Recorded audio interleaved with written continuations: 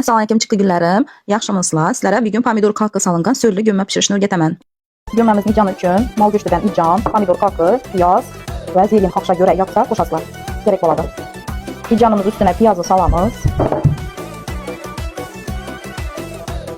Duzluyumuz.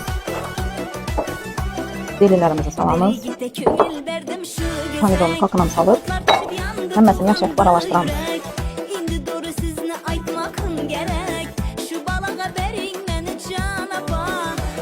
Gömmemiz sörlü buluş için bir az qana su qoşqaramiz.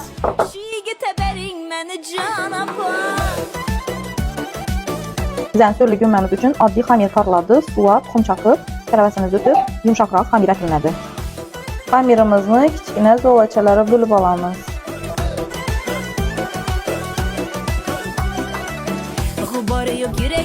İcanımızın alamızdan yayılan xamirlarımızı içine salıb, gömmələrimizi yükəmiz. Şu balığa verin məni canapa, olmasın deseniz kızınız xafa. Şigitə verin məni canapa.